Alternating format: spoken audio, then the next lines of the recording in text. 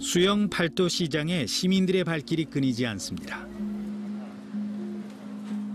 국화꽃과 과자, 음료를 놓으며 며칠 전 숨진 할머니와 18개월 된 손녀를 추모하고 있습니다. 지난해 12월 22일 승용차가 주차된 차량과 충돌한 뒤 유모차를 밀던 60대 여성과 음료 판매 전동차를 잇따라 들이받는 사고가 발생했습니다.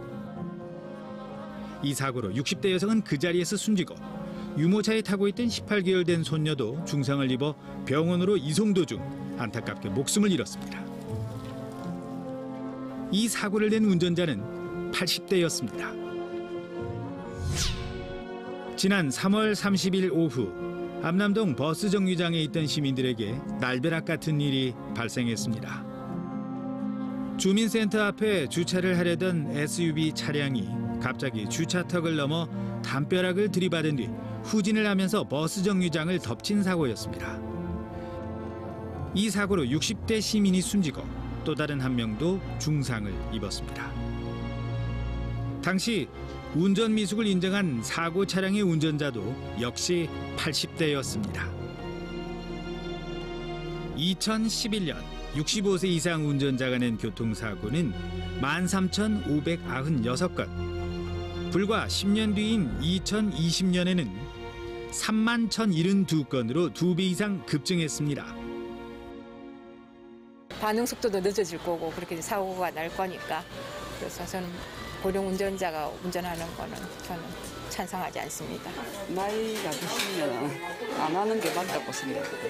근데 그 판단력이 좀 떨어지니까 대처하는 게 좀 미숙하시더라고요. 2020년 21세에서 30세 운전자가 사고를 낸 건수는 29,775건, 사망자 수는 전체 사망자의 11.8%인 385명입니다.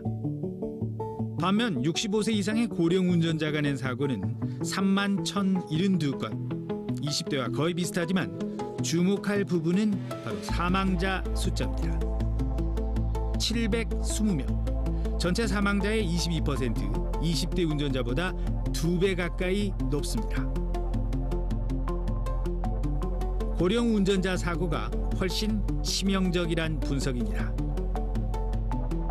하지만 사고 원인을 나이 탓으로 돌릴 수 없다는 주장도 만만치 않습니다. 고령자의 운전 제한을 강제할 수 없다는 겁니다. 운전을 할 수 있는데 그걸 갖다가 강제적으로 반납을 하라 할 같으면 그거는 또 온당치 않다고. 예. 아니 젊은 사람들 시간차 안 X는 사고 납기고 그렇잖아요. 그걸 꼭 나이를 따지면 안 되고 나이를 따진다는 자체가 잘못돼요. 요즘 그 70대라고 해서 모두가 건강하지 않는 것이 아니라 어느 정신적인 거나 육체적인 것이나 모든 어떤 그 감각 면에서 얼마든지 운전을 할 수 있음에도 불구하고 노인이기 때문에 운전을 하지 못하게 한다는 것은 잘못된 것이고요.